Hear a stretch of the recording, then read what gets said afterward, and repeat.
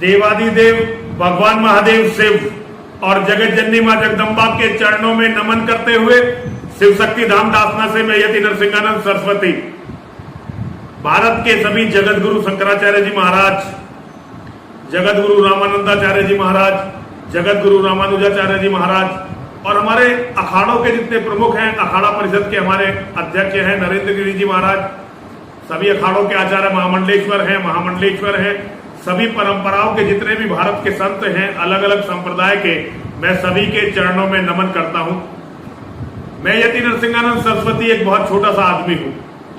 इतिहास कल यति नरसिंहानंद सरस्वती को याद नहीं रखेगा। मैं किसी परंपरा से भी नहीं आता और मैं किसी बड़े परिवार से भी नहीं आता। मैं एक साधारण सा व्यक्ति हूं और क्योंकि मैं एक बहुत साधारण व्यक्ति हूं इसलिए मेरी जिम्मेदारियां बहुत कम हैं। कल इतिहास मुझे किसी भी गलती के लिए ये नहीं कह सकता कि मुझे ये करना था और मैंने ये नहीं किया। ना तो मेरा कोई बहुत बड़ा अनुयायियों का वर्ग है, ना ही मैं धन और साधन से कोई बहुत बड़ा आदमी हूं। इसलिए मेरे जीवन में मैं जो कर पाया मैंने प्रयास किया, वो बहुत ज्यादा नहीं था, लेकिन मैंने ये सपना देखा कि भारत से इस्लाम के जिहाद को मिटा दिया जाए और ये समझा कि इस्लाम का जिहाद कैंसर है, इसे केवल भारत से नहीं मिटाया जा सकता। जब भी मिटाना पड़ेगा हमें इसे सारी दुनिया से मिटाना पड़ेगा। छोटे लोगों के सपने कोई खास अहमियत नहीं रखते।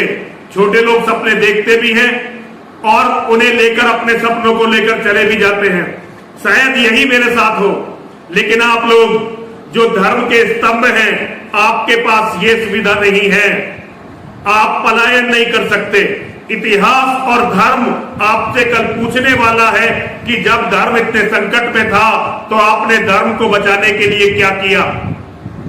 आपको ये याद रखना पड़ेगा। मैं किसी अहंकार से या कर्ता भाव से नहीं, एक पराजित सन्यासी की तरह, एक पराजित योद्धा की तरह जो अपने पूरे जीवन को भी लगाकर एक भी विजय नहीं हासिल कर सका, उसकी तरह से आपका शरणागत हूं।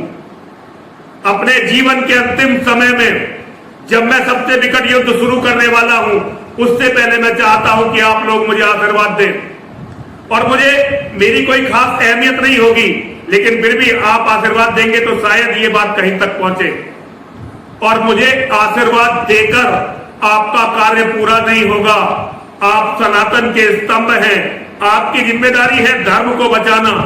केवल 2029 में भारत का प्रधानमंत्री मुसलमान होगा। बहुत दूर नहीं है 2029, केवल 2029 में भारत का प्रधानमंत्री मुसलमान होगा। एक बार भारत का प्रधानमंत्री मुसलमान हुआ तो सनातन अपनी जड़ से समाप्त हो जाएगा।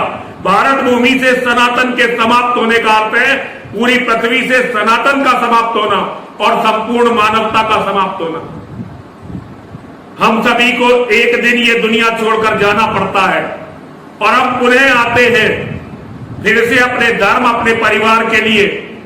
लेकिन जो लोग धर्म की रक्षा नहीं करते, जो लोग धर्म के शाश्वत सिद्धांतों की रक्षा नहीं करते, जो लोग धर्म के शाश्वत सिद्धांतों की रक्षा के लिए स्वयं को समर्पित नहीं करते, ना तो उन्हें मोक्ष मिलता है, ना उन्हें स्वर्ग मिलता है और ना ही उन्हें पुनर्जन्म मिलता है। वो सदैव नरक के कीड़े बनकर घूमते रहते हैं। कभी भी ना उनका कभी पुनर्जन्म ही नहीं होगा जो अपने आंखों के सामने सारे अधर्म को देखते रहेंगे। ये बातें मुझे आप ही लोगों ने, आप ही की लिखी हुई पुस्तकों में मैंने पढ़ी हैं। मैं कोई बहुत बड़ा ज्ञानी तो हूं नहीं कि मुझे भगवान बताते हैं। मैंने तो जितना भी पढ़ा, जितना भी मैं जानता हूं वो केवल इतना है जो आप लोगों ने पुस्तकें लिख दी, उन पुस्तकों से पढ़कर, या और बड़े विद्वानों ने पुस्तकें लिख दी, केवल उन पुस्तकों से पढ़कर मैंने धर्म और अधर्म को समझने का प्रयास किया। मैं इतना समझ पाया कि अगर हमारे जीते जी अगर धर्म युद्ध हार रहा है तो इसके दोषी यदि सबसे ऊपर कोई है तो हम धर्माचार्य, मैं नहीं उनमें से। मैं तो एक छोटा सा सन्यासी हूं, लेकिन सारे धर्माचार्य इसके दोषी होंगे। यतो धर्मस्ततो जया, जहां धर्म होता है वहां जय होती है।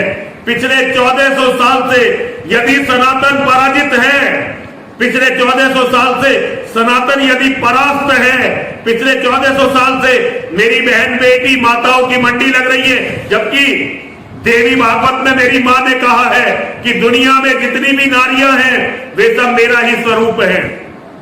इसका अर्थ है कि यदि मेरी एक बहन, मेरी एक बेटी, मेरी एक मां का बलात्कार होता है तो ये मेरी देवी मां का बलात्कार हुआ।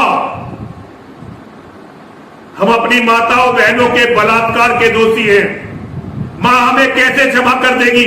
हमारे एक बच्चे की हत्या का अर्थ है संपूर्ण मानवता की हत्या। ये हमारा वेद सिखाता है। 1400 साल से जो ये हो रहा है इसको रोक दीजिए। एक बार खड़े होइए सनातन की रक्षा के लिए। इतिहास क्षमा नहीं करता, धर्म क्षमा नहीं करता। और धर्म के समय जब धर्म युद्ध पुकार रहा हो और हम अपने घरों में बैठे रहे, मां और महादेव कभी भी हमें इस अकर्मण्यता के लिए क्षमा नहीं करेंगे।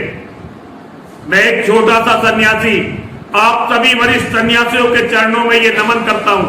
आज 24 मई 2021 है और बहुत जल्दी 2029 आने वाला है। 2029 से पहले भी बहुत भयानक कार्य हो सकते हैं। ये समाप्ति बढ़ेगी नहीं, ये कम हो सकती है। हो सकता है 2029 से पहले ही हम गुलाम हो जाएं, लेकिन 2029 में इसे कोई नहीं रोक सकेगा। आज आपको खड़ा होना ही पड़ेगा। यदि आप खड़े नहीं होंगे तो मैं कह भी नहीं सकता कि क्या होने वाला है। लेकिन मेरी एक छोटे से आदमी की, एक छोटे से साधु की, छोटे से सन्यासी की इस प्रार्थना को स्वीकार कर लीजिए। धर्म को बचा लीजिए, सनातन को बचा लीजिए, मानवता को बचा लीजिए, पूरी पृथ्वी को बचा लीजिए। आपने यदि नहीं किया ऐसा तो कभी भी धर्म क्षमा नहीं करेगा, कभी भी मानवता क्षमा नहीं करेगी, कभी भी इतिहास क्षमा नहीं करेगा।